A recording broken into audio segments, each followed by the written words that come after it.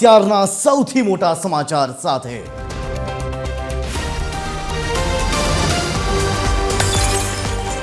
અમદાવાદમાં આગની ઘટના ઘટી છે। અમદાવાદના પીપળજ કેમિકલ ફેક્ટરીની કરી રહ્યા છે વાત કે જ્યાં હાલ ભીષણ આગ લાગી છે। ફાયર વિભાગની અત્યાર સુધી 17થી વધુ ગાડીઓ ઘટના સ્થળ પર એ આગને કાબૂમાં લેવા માટે પહોંચી ચૂકી છે। 17થી વધુ જ્યારે ફાયર બ્રિગેડની ગાડીઓ પહોંચે ત્યારે શક્યતા એ બનતી હોય છે કે તુરંત જ બ્રિગેડ કોલ પણ જાહેર કરવામાં આવે ફાયર ડિપાર્ટમેન્ટ દ્વારા। ત્યારે ભીષણ આગના કારણે दूर दूर સુધી આગના ધુમાડા હાલ જોવા મળી રહ્યા છે। સૌથી પહેલા દ્રશ્યો હાલ આપના ટીવી સ્ક્રીન ઉપર ટીવી 13 દ્વારા આપ જોઈ શકો છો કે આગે કેવું વિકરાળ સ્વરૂપ ધારણ કર્યું છે। ધુમાડાના ગોટે ગોટા ઉડતા જોવા મળી રહ્યા છે। કેમિકલ ફેક્ટરી હોવાના કારણે હવે આ આગ વધુ વિકરાળ સ્વરૂપ ધારણ કરે તેવી સંભાવનાઓ છે અને અત્યાર સુધી કુલ 17થી વધુ फायर फाइटरनी गाड़ीओ पहुंची चूकी है आग पर काबू मेळववा माटे पण हजी सुधी आग काबूमां नथी आवी अने टूंक ज समयमां फायर विभाग ब्रिगेड कॉल जाहिर करे तो ए नवाईनी वात नथी। त्यारे आ मामले विस्तारथी वात करवा माटे संवाददाता अभिषेक जोड़ाई रह्या छे फोन लाइन पर। अभिषेक, हाल शुं परिस्थिति छे? 17 जेटली गाड़ीओ आग पर काबू मेळववाना प्रयासो करी रही छे त्यारे अभिषेक। बिल्कुल जय बात करें तो छेल्ला घणा समयथी अमदावादनी वात करें तो આગના જે બનાવો જે છે તે સતત સામે આવી રહ્યા છે। તેવામાં એક વધુ બનાવ જે છે તે સામે આવ્યો છે। અમદાવાદના પીપળજ ગામ નજીક આવેલા ઇન્ડસ્ટ્રીયલ એરિયામાં આગ લાગવાની ઘટના જે છે તે સામે આવી છે। હર્ષ એન્ટરપ્રાઇઝ નામની આ કંપની જેમાં કેમિકલ અને ઓઇલમાં જે છે તે આગ લાગી હતી। ત્યારબાદ ફાયર બ્રિગેડની 7 કરતાં પણ વધારે જે ગાડીઓ જે છે તે ઘટના સ્થળ પર રવાના થઈ હતી। કંપનીમાં કેમિકલ અને ઓઇલનો મોટો જથ્થો હોવાના કારણે થઈને કહી શકાય કે પ્રાથમિક રીતે આ આગ જે છે તે મોટા પ્રમાણમાં લાગી હોય તે પ્રકારની માહિતી મળી રહી છે। સાથે સાથે પીપળજ નજીક કેમિકલ અને ઓઇલ કંપનીમાં પણ આગ લાગી હોવાના કારણે થઈને આ પ્રકારના ધુમાડા જે છે તે દૂર દૂર સુધી જોવા મળ્યા હતા। એટલે કે મહત્વપૂર્ણ છે કે 2 કિલોમીટર જેટલા દૂર આ આગના જે ધુમાડા જે છે તે જોવા મળ્યા હતા અને તેને લઈને આખી આગ જે છે તેણે વિકરાળ સ્વરૂપ જે છે તે ધારણ કર્યું હોય તે પ્રકારનું જોવા મળી રહ્યું હતું। 2 કિલોમીટર દૂરથી પણ લોકો જે છે તે આ આગની જ્વાળા જોઈ શકે તે પ્રકારની માહિતી જે છે તે હાલ મળી રહી છે। ફાયર બ્રિગેડની ટીમો જે છે તે હાલ ઘટના સ્થળ ઉપર છે। સતત પાણીનો મારો જે છે તે ચલાવવામાં આવી રહ્યો છે અને આગને કાબૂમાં લેવા માટેના પ્રયાસો જે છે તે કરવામાં આવી રહ્યા છે। અભિષેક હાલ જ જે સમાચારો મળી રહ્યા છે ફાયર બ્રિગેડ દ્વારા મેજર કોલ પણ જાહેર કરી દેવાયો છે। અભિષેક, તેને પણ બંધ કરવાની ફરજ પડી છે। સાથે સાથે ફાયર બ્રિગેડના ટીમના જવાનો જે છે તે ખૂબ જ સતત પાણીનો મારો જે છે તે હાલ ચલાવી રહ્યા છે કેમ કે કેમિકલ અને ઓઇલ હોવાના કારણે તે આ આગ જે છે તે ભયંકર વિકરાળ સ્વરૂપ જે છે તે ધારણ કર્યું છે અને તેને લઈને અત્યારે હાલ ફાયર વિભાગની ટીમો જે છે તે અત્યારે હાલ તે ઘટના સ્થળ પર પહોંચી ગઈ છે। સતત પાણીનો મારો ચલાવવામાં આવી રહ્યો છે અને આગને કંટ્રોલમાં કરવા માટેના પ્રયાસો જે છે તે સતત હાલ ચાલી રહ્યા છે। અભિષેક, હાલમાં જે સમાચારો સામે આવી રહ્યા છે ફાયર બ્રિગેડ દ્વારા મેજર કોલ પણ જાહેર કરી દેવાયો છે।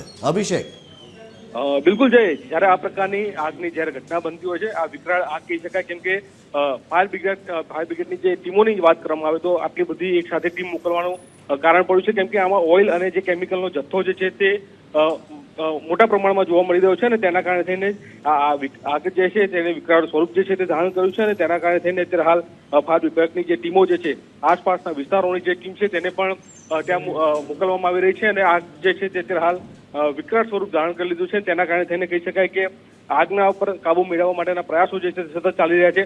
સાથે સાથે ફાયર વિભાગની ટીમ જે છે તેના અત્યારે હાલની વાત કરવામાં આવે તો ઘટના સ્થળ ઉપર એક પછી છે તે સતત મોકલવામાં આવી રહી છે કેમ કે આ જે પ્રકારની આગ લાગી છે તેને કહી શકાય કે અત્યાર સુધીમાં આગ જે છે તે મોટા પ્રમાણમાં હોય તે પ્રકારની પણ માહિતી મળી રહી છે અને તેના કારણે થઈને કહી શકાય કે આ કેમિકલનો જથ્થો વિપુલ પ્રમાણમાં જોવા મળી રહ્યો છે। સાથે સાથે આ ઓઇલની કંપની છે એટલે તેના કારણે થઈને જે પ્રકારની આગ લાગી છે અને તેના કારણે થઈને કહી શકાય કે જે મેજર કોલ જે છે તે પણ ફાયર વિભાગ તરફથી આપવામાં આવી રહ્યો છે અને તેને લઈને અત્યારે હાલ ફાયર વિભાગના જવાનો જે છે તે અત્યારે પહોંચી ગયા છે।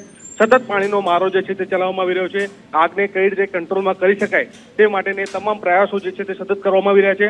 આગ એટલી વિકરાળ છે કે આસપાસનું જે વિસ્તાર જે છે ત્યાં પણ ભયનો માહોલ જોવા મળી રહ્યો છે તેના કારણે થઈને જે જાહેર રસ્તો જે આવેલો છે ત્યાં સુધી આગ પહોંચી ગઈ છે તે રસ્તા પણ અત્યારે હાલ બંધ કરવાની ફરજ પડી છે અને તેને લઈને કહી શકાય કે આ મેજર કોલ કહી શકાય કેમ કે જે પ્રકારની આગ જોવા મળી રહી છે તેને લઈને અત્યારે હાલ કહી શકાય કે સતત ફાયર વિભાગના જવાનો ત્યાં પહોંચી રહ્યા છે। આગને કાબૂમાં મેળવવાના પ્રયાસો ચાલી રહ્યા છે। સતત પાણીનો મારો જે છે તે ચલાવવામાં આવી રહ્યો છે. અભિષેક, આપે હાલ જણાવ્યું કે ઓઇલ અને કેમિકલ બંને હતા, તો કદાચ કેમિકલના બેરલ હશે, ઓઇલના બેરલ પણ હશે, તો ત્યાં આસપાસની ફેક્ટરીઓ જે છે અથવા તો આસપાસના વિસ્તારો છે, શું એને પણ ખાલી કરવામાં આવી રહ્યા છે? કારણ કે બેરલ ગમે એ સમયે ફાટી શકે, બ્લાસ્ટિંગ શરૂ થઈ શકે. શું તૈયારીઓ છે, અભિષેક? જી બિલકુલ, જે વાત કરીએ તો અમદાવાદનું આ પીપળજ ગામ છે અને ત્યાં ઇન્ડસ્ટ્રી આખો એરિયા આવેલો છે અને તેમાં મહત્વપૂર્ણ છે કે આ જે હર્ષ એન્ટરપ્રાઇઝ નામની કંપની છે તેમાં કેમિકલ અને ઓઇલમાં જે છે તે આગ લાગી છે અને ત્યાં વિપુલ પ્રમાણમાં જથ્થો હોય તે પ્રકારની પણ માહિતી મળી રહી છે, કેમ કે જે પ્રકારની આ આગ જોવા મળી રહી છે અને તેને લઈને આખો ઇન્ડસ્ટ્રી એરિયો છે, એટલે કે આ આગ જે છે તે સતત ફેલાતી જોવા મળી રહી છે. આગ જે છે તે પ્રાથમિક દ્રષ્ટિએ જે પ્રકારે માહિતી મળી રહી છે તે કંપનીમાંથી બહાર નીકળીને રોડ સુધી પહોંચી ગઈ છે, એટલે આસપાસના વિસ્તારમાં પણ ભયનો માહોલ જોવા મળી રહ્યો છે. સાથે સાથે આસપાસના વિસ્તારની જે કંપનીઓ આવેલી છે તેને પણ સુરક્ષાના પગલા જે છે તે લેવાના ચાલુ કરવામાં આવ્યા છે, કેમ કે આગ જે છે તો ફેલાય તો આખો ઇન્ડસ્ટ્રીયલ એરિયો જે આવેલો છે અને તેના કારણે થઈને કહી શકાય કે આખી આગ જે છે તે મોટા પ્રમાણમાં ફેલાઈ શકે છે. પરંતુ મહત્વપૂર્ણ એ પણ છે કે જે સતત ફાયર વિભાગના જવાનો જે છે તે સતત ગાડીઓ જે છે ત્યાં મોકલવામાં આવી રહી છે, મેજર કોલ પણ જાહેર કરવામાં આવી રહ્યો છે અને તેના કારણે થઈને અત્યારે હાલ ફાયર વિભાગનો પ્રથમ પ્રયાસ તો એ જ છે કે અત્યારે સતત પાણીનો મારો ચલાવવામાં આવી રહ્યો છે અને આગને બને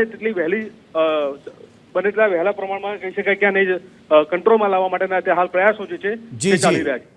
જી અભિષેક, આપ જોડાયેલા રહેજો. આપણી સાથે સંવાદદાતા આયુષી પણ જોડાઈ ચૂક્યા છે ફોન લાઈનથી. આયુષી, તમારી પાસેથી જાણવા માંગુ છું, આસપાસના વિસ્તારોને પણ કદાચ ખાલી કરાવવામાં આવી રહ્યા હશે.